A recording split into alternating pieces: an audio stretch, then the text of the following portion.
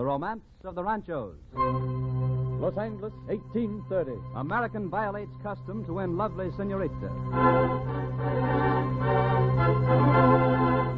Los Angeles, 1850. Murder of prominent American narrowly averted. Los Angeles, 1860. First theatrical troupe plays Los Angeles.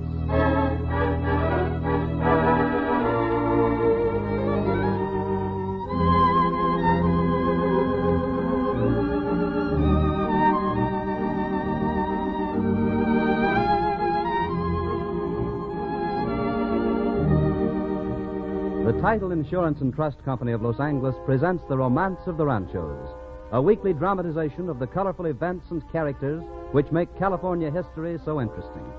Each week, our wandering vaquero, Frank Graham, returns to tell another true story of the days of the Domes.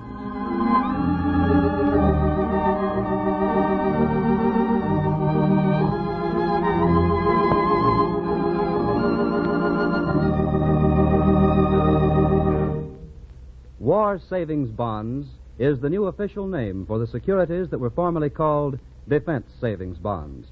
The change in name is significant. It indicates that America is now turning its attention to the all-out aggressive warfare which alone can bring final victory. So let us on the home front take the offensive too. Let us resolve again to go all out with the weapons we have, our dimes and dollars. Buy a War Savings Bond tomorrow.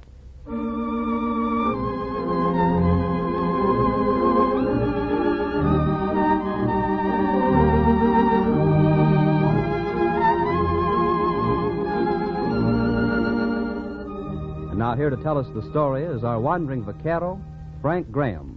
Buenas noches, señoras y señores. Tonight we're going to trace the highlights from the life of Don Juan Temple, one of the earliest American pioneers in Southern California.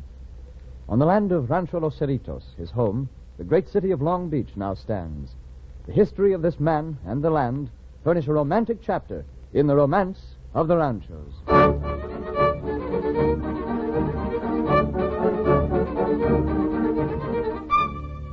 It was in the year 1827 that this young Massachusetts-born man, John Temple, stepped off a sailing ship in the sleepy little part of Alta California, San Diego. They'd just beaten a course from faraway Honolulu, and the travelers were thankful to set foot on dry land. Yeah, it's mighty pleasant, isn't it? Being able to stand up on your 2 feet, not feel a deck sliding out from under you. I must admit that the feel of the land is a good one, even if it is in such a God-forsaken, out-of-the-way spot. Oh, you mean this lovely little village of San Diego? Sure, and what kind of hallucinations are you having? Lovely little village, is it? You're daft, man. Never have I seen a more desolate spot on the face of the globe. Hot, dry, baked, dirty, lonely. In other words, this is not the sort of landscape that suits your fancy. That's putting it mildly. Why anyone in his right mind would want to be putting up here, I don't know.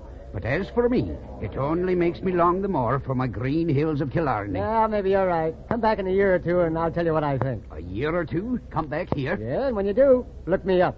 For here's where we say goodbye. Oh, man, what are you saying? Getting off here? You're out of your head. Well, maybe, but I'm staying here. And what's more, I think I'm going to like it. But, man, what'll you do here? How will you live? What in the world? Oh, don't worry. From all I hear about this country, I'll get along all right. A man can make his fortune here, they tell me. Live like a king. Oh, but living here with these provincials... Well, I think I like them. You know, they take things easy. No rush or fuss. Sounds good to me. Anyway, there's nothing you can say to change my mind. I've thought it all over, so I'm going to stay. You really mean it? Uh-huh. The first thing I'm going to do is get myself baptized in their church. Then I'll become a citizen. And then, well, I'll just be one of them. I should get along all right. Man, you are crazy. And it'll be my sad duty to tell all your friends that John Temple has buried himself alive at the end of the earth.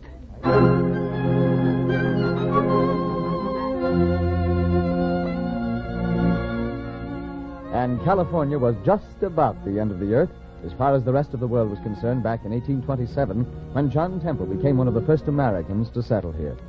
A few ships stopped at widely separated ports along the coast, but the towns were still the sleepy Mexican villages. John Temple had an idea that he'd find a good life, and he was right. For a while, he made his headquarters in San Diego, but soon he discovered Los Angeles and the beautiful country surrounding it.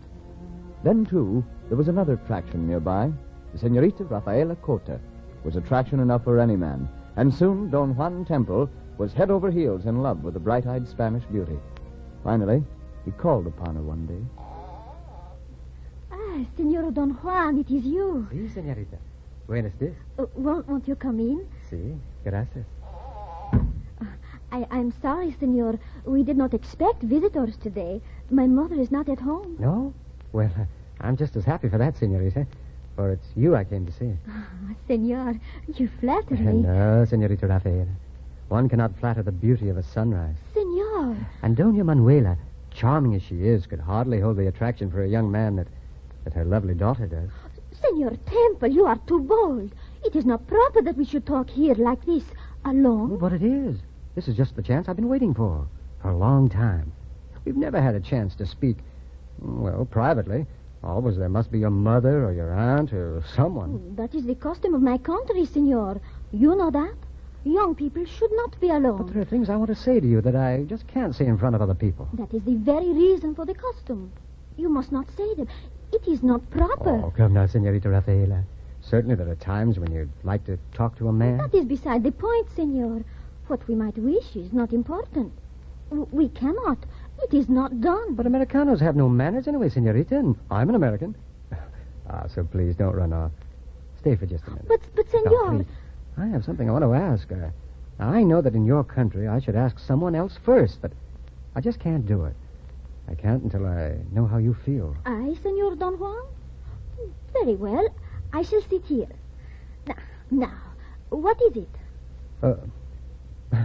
Well, I... You said you wanted to ask me something? Well, let's see. Oh, yes, I did, but... Well, now I have stayed. I am here, seated beside you. What did you want to ask? I don't know how to say it. Oh, but you were so persistent. You said it was important. Something you could not say in front of others. Oh, it is. It's very important to me, Senorita. And yet, now that I have consented to disobey my mother and listen to you, you will not ask. Are you afraid, Senor? Well, see, I am. Now that the time has really come and I really have my chance, I'm afraid that your answer might not be what I want to hear. Oh, I cannot say what my answer will be if you do not ask. Come, Senor. What is it they say? Faint heart never won fair lady? Oh, then you know. You've guessed? No, Senor. Oh, but I was only quoting Senor Shakespeare. Oh, Senorita, you're laughing at me. Oh, Don Juan, I'm not. Really? But what is it you want to ask me? Well, I love you, Rafaela. I want you to be my wife. Oh, Senor. Oh, I know I'm not much to look at. Probably you don't love me, but I think I can make you love me in time, and I'll try my best to make you happy. Oh, Senor, I'm shocked. Shocked that you should speak of such a subject to me without my mother's permission. Oh, I know, but I had to find out how you felt. I just couldn't bring myself to... You are much too bold, Don Juan. If I had known the subject of your question, I should never have consented to listen. Oh, no, please don't be angry. No, I apologize for my lack of manners. But... You should, Senor. And now I must ask you to go. Senorita, you won't even tell me if you'd be pleased if I ask your mother? It is not proper, Senor, and you must go. Oh, very well, then. I guess that's plain enough, how you feel. I'm sorry to have troubled you, Senorita. Buenos dias. Oh, but, Senor, wait. Please, perhaps it would be better if I were to go and you were to wait here. Wait here? Oh, see, my mother, she will be here at any minute, and, well, you might address your question to her, the proper person. Senorita, you mean you want me to? I should be most unhappy if you did not, querido mío.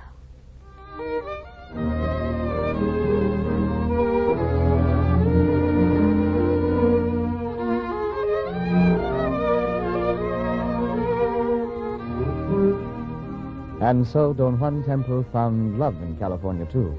Soon he was married and settled in Los Angeles, and he started in business for himself. Very quickly, his little store prospered, for the Yankee had a keen business sense. Well, here you go. They've arrived. If you mean those great packages from Mexico, si, Senor Temple. They are here, but I haven't had time to unpack them yet. Never mind. We'll unpack just one of the packages tonight and have them ready to sell tomorrow. Just one. They're all alike. See, the whole batch. But what on earth are they?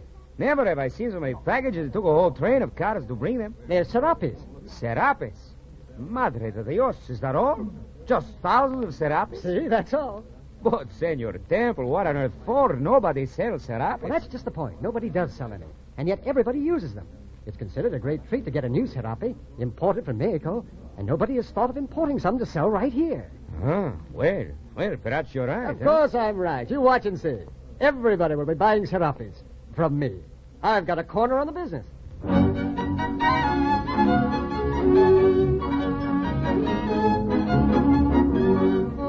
Talent in cornering the market on a product which everybody used was typical of John Temple's genius for business.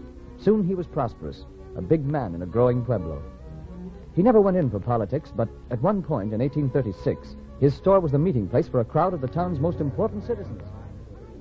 I'm telling you, senors, these things have gone on far enough. We've had enough of robbing and horse thieving and killing. Yes, mi amigo. But what are we going to do about it? I'll tell you what we're going to do about it. We're going to have a police force. That's right. Up to now, we've never had any need for them. But things are different these days. You'll have a hard time getting the citizens to put up their money for a police force. Sure we would. Only this police force won't be paid. No, because we're going to do the policing ourselves. You mean we're going to be the police force? That's right, senores. This meeting was called to form the first company of the Los Angeles Vigilante Society.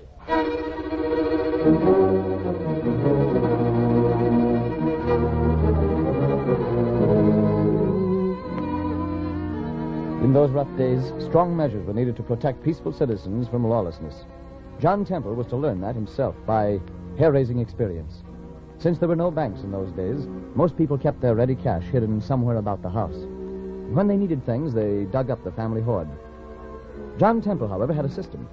He made regular shipments to San Francisco, where his shippers kept a credit balance on hand for him. He used to carry the money down to the boat at San Pedro, and it was after one such lonely trip that he was confronted by his worried brother, Francis, who had joined him in California. John, glory be, it's really you. Thank the Lord. Well, what in thunder are you talking about, man? Were you hurt? Did he harm you? How do you feel? Francis, will you please explain yourself? You mean you don't know? No, what? Well, didn't anything happen?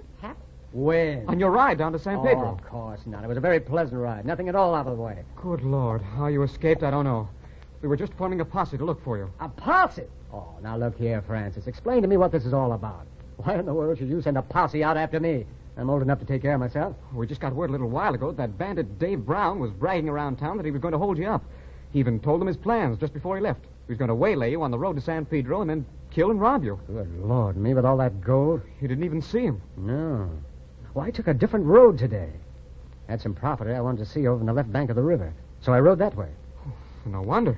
He's probably still lying in wait on the main road to San Pedro. Holy Moses.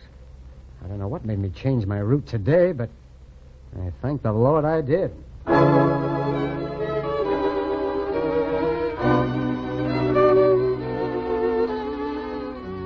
As Los Angeles grew and John Temple's fortune grew with it, the American began to dream of new fields to conquer. He longed to own a great rancho, as had a few other Americans. And one day, as he talked to his wife, a solution came to him. Ah, it'd be great. Just think, Rafaela, to have a lovely home in the country, a great rancho of your own. See, I know.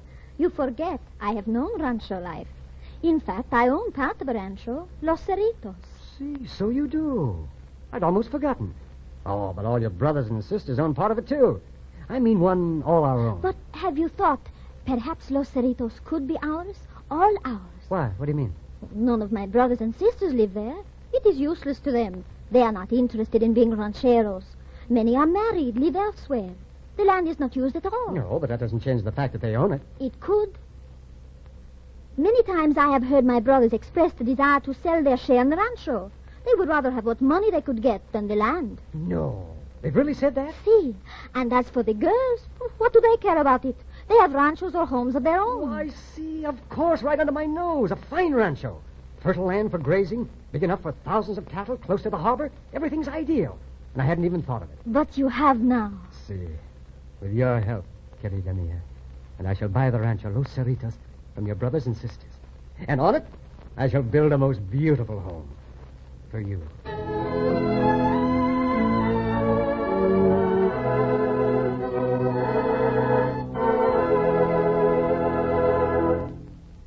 If you own a car, you probably have insurance on it, so that if it should be stolen, your loss would be repaid by the insurance company. When you buy a home, title insurance is just as necessary because here, too, you run the risk of serious loss. If your title is ever proved invalid, perhaps because of some illegal sale or transfer long ago, you can lose your home. Now, obviously, you may have neither the time nor the required experience to examine your own title. But you can buy the service of experts to do this for you when you get title insurance from the Title Insurance and Trust Company of Los Angeles. The company will not only do this work for you, but it will also ensure the accuracy of its findings. It also protects you against many common off-the-record defects not revealed by the public records. And any loss or legal expense that you may suffer ever because of any one of these defects will be repaid by the company up to the full amount of the policy. Title insurance is the only safe and sound protection of your investment in land. And Title Insurance and Trust Company of Los Angeles provides this protection at rates so moderate that no property owner can afford to be without it. Learn how inexpensively you can obtain title insurance for your property.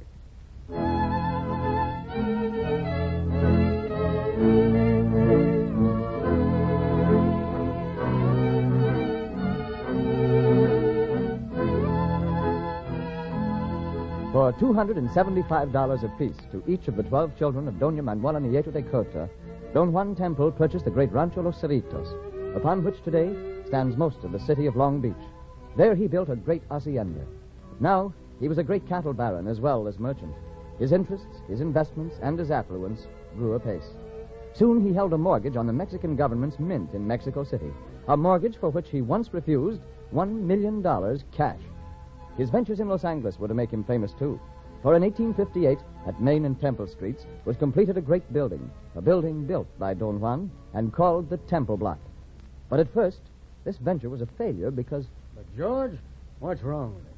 Why won't you rent space? Well, Johnny, it's a mighty fine building. Best in these parts, no doubt about that. But, I don't know. Now, wait a minute. There must be some reason. You say it's fine, but you don't want to rent space for a store.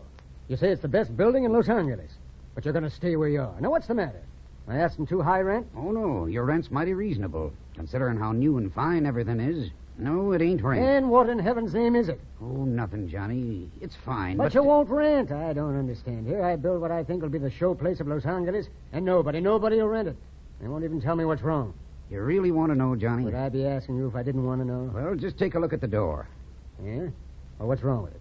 It's a perfectly good door. Oh, yes, but look what leads up to it. You mean the steps? Yep, that's it, Johnny. Steps. Why couldn't you have built your stores flush with the streets? Why did you have to raise them up and put steps up to the door? Well, why not? It's more artistic. It looks better. No, but you'd starve to death in those stores. Starve to death? Sure, you know. You ran a store once. People won't climb stairs to buy, Johnny. No siree. They just won't climb stairs.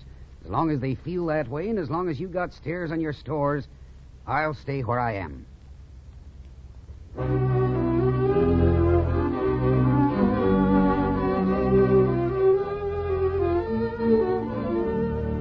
The defect remedied, John Temple's building prospered.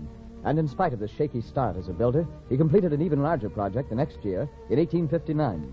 This was the first Los Angeles courthouse, a landmark for many years. It was an unusual building for the Los Angeles of that day in many respects. For instance, it had a high tower with a huge four-sided clock. It was such a local landmark that... Hey, sir, here you are. Just step right up here. I got a real bargain to show you, sir. What are you selling, young man? I just arrived in your fair city from the mighty metropolis of the East, and I brought with me the latest in timepieces. Now, right here's a lovely old genuine silver-plated pocket watch, as fine a little clock as ever was offered for only $3. Now, as a special bargain to you, sir, I'll give it to you for only... A watch, you say, young man? Mm-hmm. Well, never mind giving me a bargain. It won't do you no good. Well, yes, but my dear man, no one can afford to be without a watch. Temper sure does forget. Time is precious, you know. How long you been in this town, young feller? Well, I just arrived this morning, sir. You're my first customer, and that's why I'm willing to part with this jewel of a timepiece for only... Well, Sonny, you picked the wrong town. Take a look up there. Huh? Where? See that there clock on the tower there? Oh. Well, it's got 4 faces. You can see it from a mile outside of town from any direction. Wow. Nobody in this town keeps a watch. They don't need 'em. You'd better catch the next boat out. You expect to make your living selling them chronometers.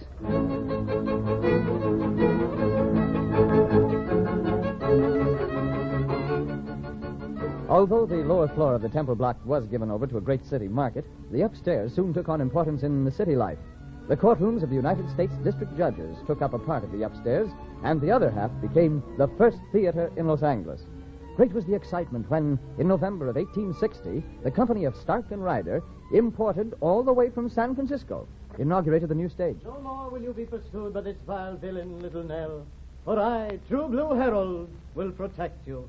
And virtue is triumphant once again.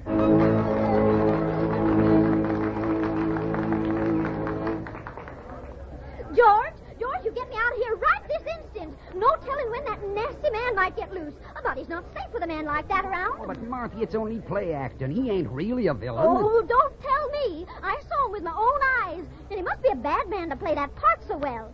And besides, George Smith, I saw you making sheep's eyes at that painted hussy on the stage. Oh, come on, you're going home right now.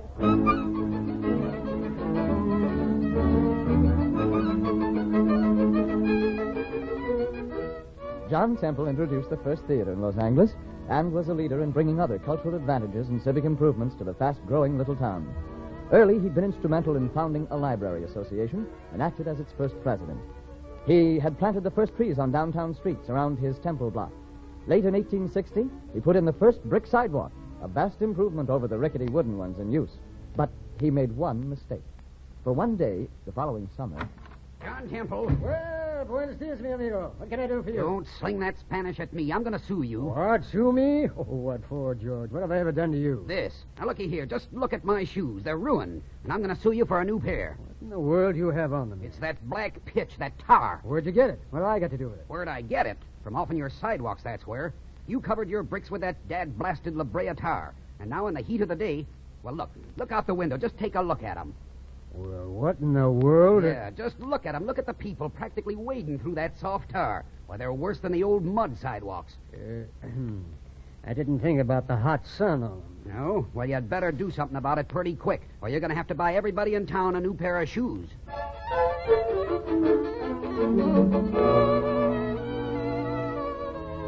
In spite of an occasional embarrassing moment, John Temple said Main Street, the aging pioneer was honored by having a thoroughfare named Temple Street, the name it still bears. But now, old Don Juan was not young anymore, and the cares of business weighed heavy upon him. So it was that in 1866, he gave directions to his business agent, Don Ignacio Garcia. Welcome to Rancho Los Cerritos, Don Ignacio. Gracias, Don Juan. You have a nice trip down? Si, it is always pleasant to come down here to this beautiful rancho. I don't blame you for staying here most of the time. Yes, I know what you mean, but that's what I called you down here for. I'm not going to stay here anymore. Not stay here anymore. You're coming into town? No, I'm going to sell out, mi amigo. Leave. Don Juan, you don't mean that. You're not going to leave California. See? But why? Where will you go? What are you thinking? I know. It was a hard decision to make, but I've made it. You see, I've made my pile. I'm comfortably fixed. If I sell the rancho, pull up stakes, my family and I can travel, see the world. But where? Where will you go? Oh, Paris, maybe. You know, we went over there a while back. My wife likes it, and my daughter found a handsome gentleman over there. So it may be Paris. Oh, mi amigo, but surely you will come back. I don't know. That remains to be seen. But I'll keep in touch with you. You will still handle my business, all except Los Cerritos here. And what about the rancho? I'm going to sell. I've talked to a couple of fellas. Flint, Bixby and Company, they call themselves. And they've offered me $20,000 in gold. Caramba, that is a good price. See, especially since things have been going badly here for some time. Drought, taxes and everything. I'll be glad to get out from under. That is a very good price. I wonder why they pay that much in these times. They're willing to for a reason, Don Ignacio. There's going to be a change here soon. Change? Oh, yeah, it's coming. These men aren't thinking of Los Cerritos as a cattle rancho. They're going to raise sheep. Sheep? Yeah. They'll make a go of it, too. Sheep on a Southern California rancho? I know it'll offend the cattlemen, but it'll save the rancheros. You wait and see. Why don't you stay and raise sheep? Oh, no, mi amigo. I'll leave that to the others. I'm going to relax a little now, enjoy life a little. No, this is goodbye to California for John Temple.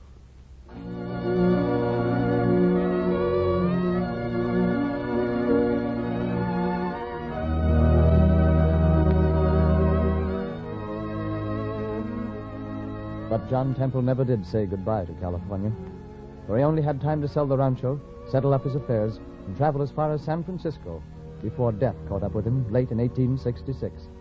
Thus ended a life which meant much to the early growth of our Southland, a pioneer whose enterprise spelled progress for the community. Such is the romance of the Ranchos.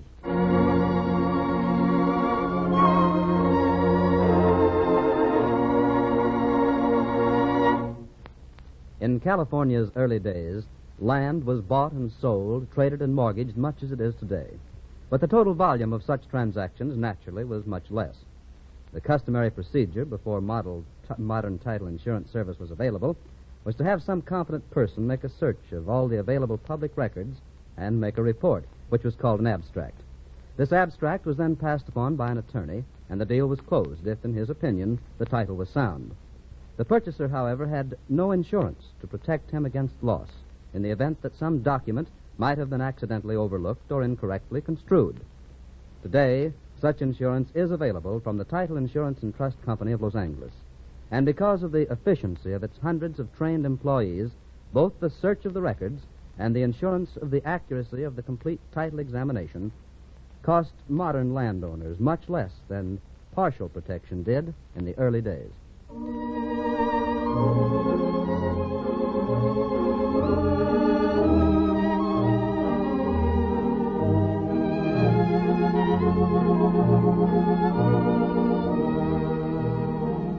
And now, Frank, what's the story for next week? Next week, we're going to trace the history of a romantic tract of land which houses a great part of Hollywood and Los Angeles today. The Rancho La Brea, which was owned by a colorful pioneer of the Southland, Major Henry Hancock. It's a dramatic story which goes back clear to prehistoric times, for on the rancho are the La Brea pits, from which many valuable prehistoric relics have been taken. Be sure to hear it. And now, this is your wandering vaquero, Frank Graham, saying, Hasta la vista, señoras y señores.